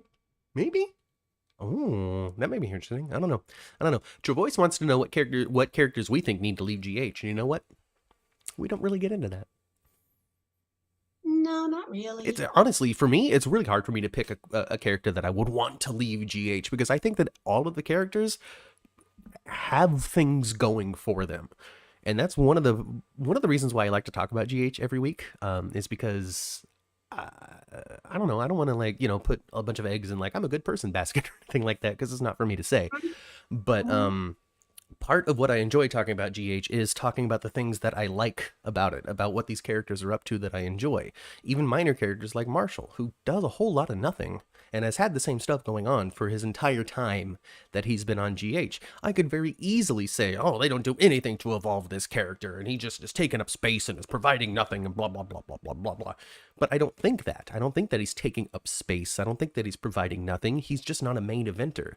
He's not somebody that's leading stories. He's a supporting character. That's what the name best supporting actor doesn't mean secondary actor, least important character. Supporting means the characters that are making the lead actors move. That's what a supporting character does, and that's what Marshall is. He's a supporting character. Marshall is. He gives ammunition to our leads, who are Portia and Curtis. Now, I can't tell you who I'd like to be gone, because I kind of feel like the same way. But I'll tell you who I want something terrible to happen to. As soon as Mason offered Georgie a lollipop, he dead to me. Yeah, but that's different. It's different. Excuse me. That's different because I want something terrible to happen to him. Because he's a minor antagonist. All right. One day I could sit here and I could split apart the dramatic prose of General Hospital and what characters are what and what tier they are on and what they do for the show. I could easily do that. I think that a lot of people watch the show wanting everybody to be a center story big part, and if you're not a center story big part, you need to go away. But like I was, using Marshall as the example, you're not going to get moments like we got this week if he wasn't on the canvas at all. This is great old school soap drama. You know, Yep. I think we've been conditioned over the last several years to expect these soap stories to be so over the top with explosions and big reveals and screaming and drama and da da da da da da. Or we have getting so little of that we really want everything to just be incredibly messy because things aren't too messy. Well, Marshall was wonderful this week. I thought he was so good, and I loved him. I liked him yelling at Portia too. Would you just mind your own business? Enough. Yeah. And so, you got Dex too, another supporting character. He's there to drive Jocelyn. He's there to drive Michael. He's there to drive with Sunny. And while he is supporting those characters and giving them story and giving them things to react to and bond and fight and all that kind of stuff and push and pull against, we are learning more about him. He's being more and more ingratiated into these families. His relationship is growing, which is going to open the door for Dex to then step into his own lead story at some point as well. And for Dex, drive, when it comes to Jocelyn, has two meanings. Travois wants to know if Spencer is a supporting character or lead character. Spencer is a lead character. He is now. Spencer is a lead character. When he came back, I'm Victor. I'm, just this hot dude from Europe on summer vacation. He was supporting. He was supporting Trina. He was supporting Nicholas. He was supporting Ava. He was creating drama for them to react to. He was creating a relationship for Trina to get in. But he was not the star of that story. He was a part of everybody else's story. At this point, Spencer is definitely a lead, and no other characters are supporting him. Nicholas is supporting Spencer. Trina is supporting Spencer. Cameron's supporting Spencer to a degree. So yeah, Spencer has moved on to lead status for now, but that doesn't mean that he can't step back and be supporting in somebody else's story in the next couple of months. Well, I sure did feel bad for Cameron on Friday. I was trying to say this earlier because Dex opened the door and he at first he was like, "Oh, the sushi's here," and then as soon as he saw Cameron, though, I got to give this to Dex and to Evan Hoffer. As soon as he saw Cameron, his face went, "Oh, crap." Yeah, and Josh standing right behind him. Yeah. Like, oh crap, not like, oh no, what are you doing here? Oh crap, oh gosh, you interrupted my good time. Oh crap, oh, you're not the sushi. It was, oh, S-H-I-T, you don't know about this yet. This is a big problem. I am so sorry that you saw this. I don't even think Dexter's pants were buttoned. No, it was so obvious. It was so dirty. It was so obvious. So obvious. You know what I noticed that I'm going back to Portia a little bit, but I noticed this about the actress. They had a scene where she was at the house and her hair was up in a clip, and she had jeans on. She was at the house, and I thought to myself, Brooke Kerr is gonna, when next time that she has her hair down, her hair will be different. Yeah, I knew it. I thought, yeah, she's about to get a new dude. Sure enough. Yeah, you got it. She does. Oh my goodness. So Travois likes to come into this chat and likes to antagonize people about Sabrina. I don't get it. I don't quite understand it, but that's the only thing Travois ever wants to talk about. Anytime somebody makes an opinion about Sabrina, he's got to take, or he or she has to take the opposite opinion. It is what it is. But hey, you know what, Travois? I got to say this. Who's the boss in that relationship? Nobody. They're equals. They've shown that they're equals. They have proven that they are equals already. Just in the brief scenes that we saw on the Haunted Star and their alliance to pull Esme from the shadows and bring out the hook and all that, they have been on par equals. On top of that, Nicholas Chavez as Spencer is talking to Alexis this week. I believe it was Alexis. Hey, so legally, yada yada yada, and then she is like, "You need to tell Trina what your plans are." You need to tell her what you're thinking of and see if she's on board. Don't make these decisions for her. So Spencer, trying to take the lead to a degree, immediately gets slapped down by Alexis back into equal partnership. So that's what we're getting out of Spencer and Trina, is equality, which is really important for them as a super couple going forward. It doesn't matter what you think, doesn't matter what you like, doesn't matter what you want. That's what's happening. There's no way around it. It's not going to stop. It is charging forward. The Sabrina train, the Sabrina ship has left the dock, and it is charging toward its destination. And most people are loving it. And a lot of people are loving it. A lot of people don't care. And a lot of people are taking the opposite opinion of it because they're just contrarians. I understand that. I'm a bit of a contrarian in some things as well. It takes me a long time to get into franchises that people are super passionate about. Isn't that crazy? Isn't that crazy? It took me 3 years to watch The Witcher on Netflix because I'm a contrarian. Oh, I'm not going to like that. I get it from her. So. Yeah.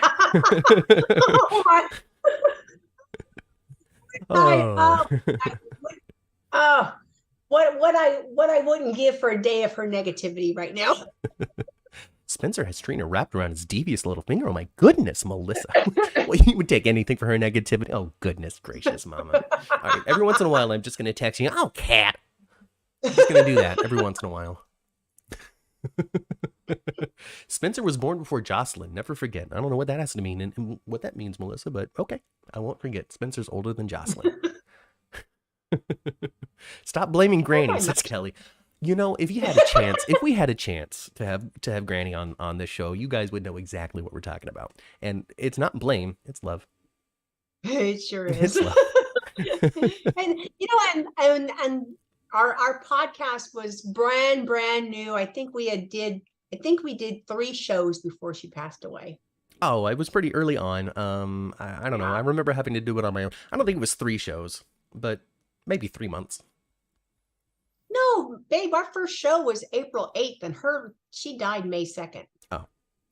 Well, then it was a month. Yeah.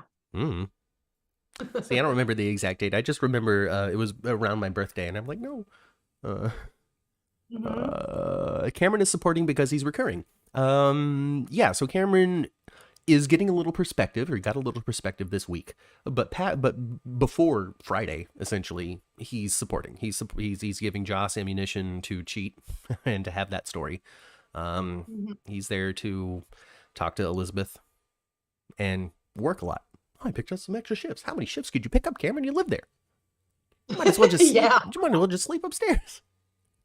Well, why not? One of those rooms is probably empty. You never see anybody upstairs. Unless it's Nicholas sitting over there being sad. I mean, Caroline feels bad for Cameron. Yeah. Feel bad for Cameron. All right. And I'm looking forward to the heel turn. Okay. Absolutely. Oh, gosh. It's going to be so great, especially when he sings that song at the. All right. Frank Valentini, please. I wonder what's Cameron going to do next week. Is he going to react with shock and hurt, or is he going to react with anger, or both? I could see him just like sucker punching Dix. I don't know. Even though Cameron's not really been that, aggressive as a character, but I could see him be, I don't know what he's going to do. It's so, I think he's just shocked too, because, and he ran out of Kelly's thinking, I got to go help her. I got to go support her. She's going through horrible things. Yep. Well, she don't need yours. She ain't going through horrible things. Nope. She ain't going through horrible nothing. She having a time of her life, actually. Yeah. I mean, last week she had reminded something bad was happening. She was such an afterglow. She'd forgotten. She was so an afterglow. She sure was. She had to be reminded, hey, your life's shitty, by the way. Or something's going on. Oh, goodness gracious. It's funny. And we saw something else this week, Matt, that I knew was going to make you happy. Who walked into Kelly's? And said, and to see her Lizzie. Oh, Carolyn showed up at the very end. Yeah. Yes. Yeah. I'm all for more Carolyn and not Jeff. Yeah, I didn't take to Jeff. I like Carolyn. I like Carolyn because she's Denise Crosby. There's that immediate rapport that I have with that person's face, because she's Tasha Yar, Thela, the Romulan operative. Yeah, I know her. She's big. I'm a Trek nerd. What can I say? Star Trek Picard in less than a month, everybody. Star Trek Picard season 3, everybody's back. Maybe even Denise Crosby. And Matt, aren't you going to do a podcast? Yeah, eventually. I gotta carve out the time to do that and find the inspiration. It's a lot easier to talk to somebody than be on by myself, and I don't have a big Star Trek nerd to talk to. So maybe I can find the one in the next coming weeks. I don't know. Maybe. But yeah, we're Kelly says we're going to find out what Cameron does tomorrow. Provided Joe Biden doesn't go and talk on TV. I can't see Cam being violent, says Shayla, but I do wish he would lash out a little bit, and he probably will. I imagine, I don't think he's going to sucker punch Dex, but he's going to go, oh, so this is the real reason then. It's not because we grew apart, it's because you grew closer to him. Got it. Mm-hmm. Got it. Mm-hmm. And Spencer pretty much told him that too. Mm-hmm. Yeah. Last week. Essentially. Yeah. I like how Spencer's on his side. I like the bros, the bromance. Yes. You know? Yes. It's totally on his side. And Spencer going to tell, he's going to tell Joss a thing or two. Yeah. He might even call her a hoe or something. Well, he definitely, okay. All right. Okay. Jocelyn, why did you go to Kelly's? Right. Well, my grandma owns the place and Willa likes this pie. Jeez. Don't. There ain't no other pie in town. I didn't think he's going to be here. Why wouldn't he be here? He's there every shift. He practically owns the place. Why would he not be there, Jocelyn? Why? Mm-hmm. And even then, go buy pie somewhere else. Now, I think it was Kelly. I don't know. Or maybe, I don't know. Was it Kelly? Was it you, Kelly, on Twitter? I don't know. Hey, sorry that we froze for 10 seconds. It just happens. But I think it might have been Kelly. It could have been Melissa. It could have been somebody that we have in chat, but also on Twitter. That was like, hey, hey, well, that could have been the last pie that Willow ever ate. You know? If it's her favorite one, doesn't she deserve Kelly's pie? Well, maybe Josh should have sent somebody else. Sure. She should have sent somebody else. She could have sent stinking Dexter. She could have sent anybody. She could have sent anybody. Anyway, but whatever. She could have gone anywhere. And then and then when she was there and, you know, people were reminding her that this wasn't a good choice, she should have left and not been like, well, my grandma owns the place and you're my friend too, Spencer. How dare you? How dare? I'm not your friend. Essentially. Well, kind of. He's like, I am talking to you. Look at me. I'm here literally talking to you and telling you that you're making a poor choice. That's friendship. Get out. That is. Oh, good.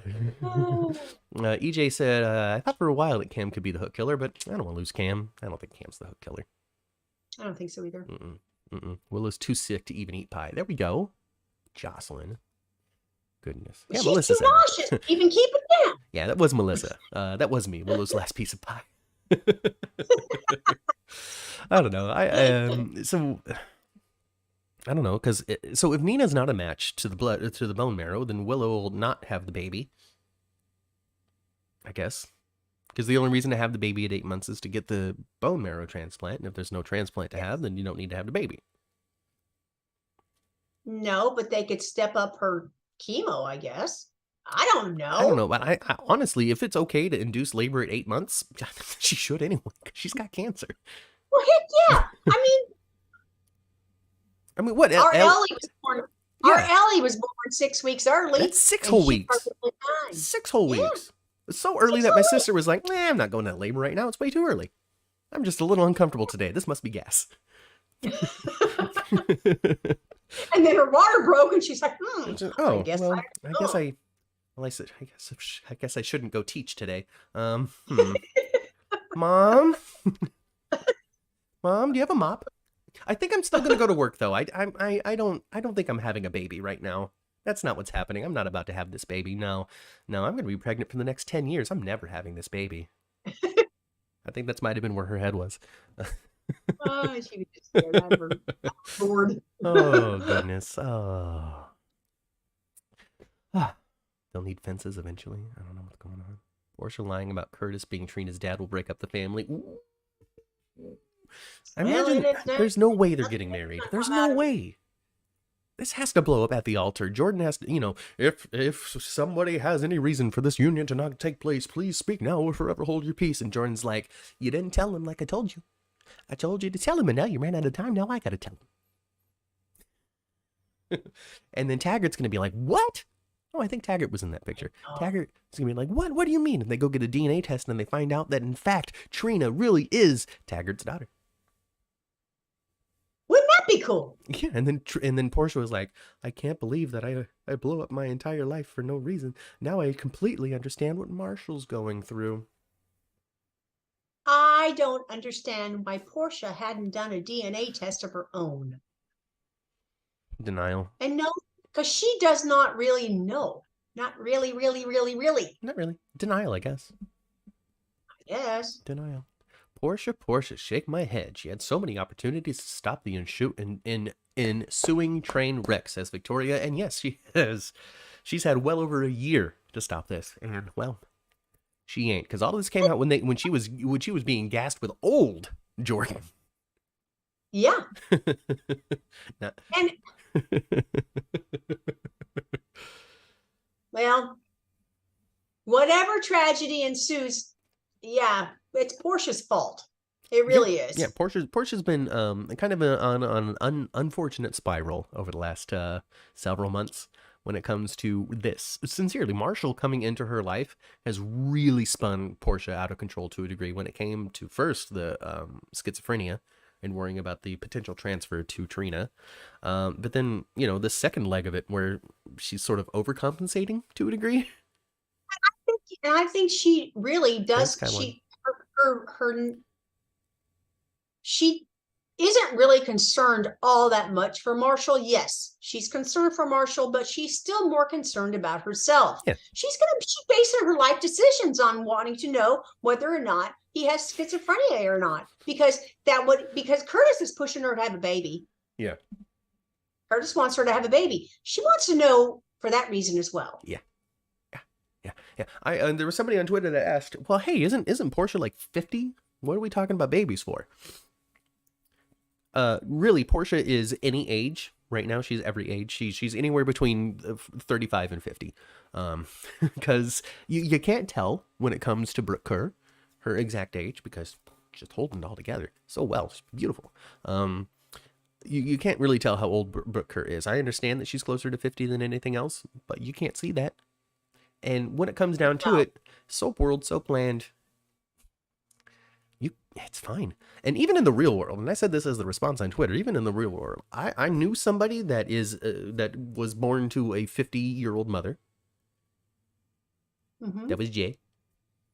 And I know somebody that has a sibling that's 20 years younger than him. Mm-hmm. So, really, when it comes down to it, this stuff happens in real life. I've seen it twice. Mm-hmm. Yeah. So, whatever. It's fine. Yeah. They dropped what Portia told Jordan while gassed like a hot potato. That's not true. It's still coming up now. That's all Jordan talks about essentially when she talks to Portia. It's, did you tell Curtis yet? Oh, you didn't? Okay. Yep. So you're gonna get married to Curtis with this.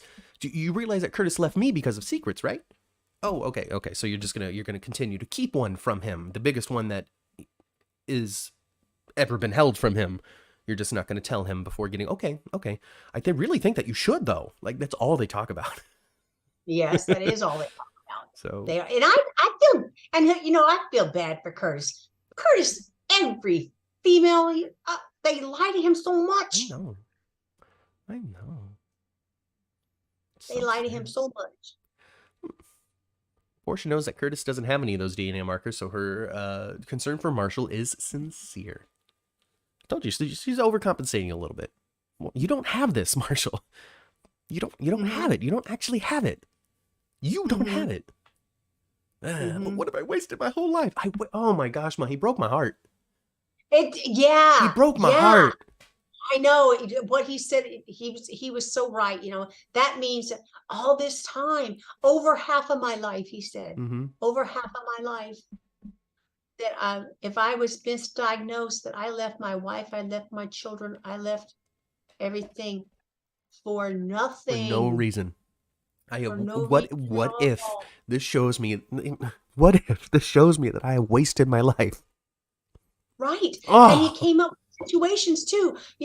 I wasn't there when TJ was born. I wasn't there when Tommy died. With your addiction. Yeah. Brought up I left my wife. To keep you away from nothing. Yes. Yeah. This is apparently a very important story to tell, though. It's resonating with a lot of people, especially this most recent couple of days with Marshall.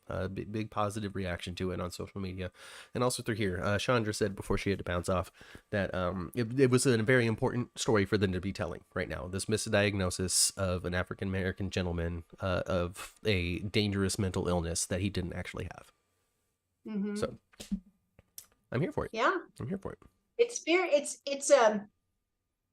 It's I've seen schizophrenia on a soap opera before, but it not portrayed like this at all. It's Thor. Yeah. It's Thor. It's Thor. There's a little boy on Steven's basketball team. I went and watched Steven play basketball yesterday. He got a little boy on his team. His name is Thor. Well, whatever. All right. Okay. Hey, I think it's time, huh? You think it's time to get on the elevator? I think it's time. We can keep talking if you want. Oh, I think we ought to get on the elevator. My gosh, it's after 1 o'clock. It is after 1 o'clock. My little clock, my little clock that I have that shows me how long we've been broadcasting, I have covered right now, so I don't even know how long we've been doing it. So a while. I think we started at 11:10. That's almost 2 hours. Oh God. Okay, we gotta go. Okay. Kelly's doctor's name is Thor, so there we go. Does that mean the FBI was really watching Marshall then? I don't know, Nikisha. We're gonna have to find out. Because once this is over, once we get past this whole misdiagnosis schizophrenia, we got to tell the next story, and maybe it's that. And we certainly don't want Marshall to go away. No. I think that he's really brought a lot. And when it comes to a great supporting character, I think that it's been good. Anyway, let's go. Let's get on the elevator. Okay. We're going to go back down to the first floor. All right. We're going to get into our cars in the parking garage. Victor's busy, so you don't got to hide from him. But you got to duck and dive and avoid Mason. Hey, you want a lollipop? No, thank you. No, thank you. No, thank you. So, you can go into your cars. You can turn your radios to previous episodes of the 10th Floor, which you can find on all of your podcasting platforms. And if you can't find it on your favorite one, reach out to me on Twitter at 10th Floor GH on Twitter. You can tell me where you're looking, and I can point you in the right direction or add it to where you're looking for it. Yes. Yeah. Beyond that, like this video, subscribe to this channel. Yes. Go spend some time with your families, right? Yes. Yeah, because I've been Matt. I've been Kat. And we'll catch you right here next time on the 10th Floor. Goodbye, everybody. Toodles.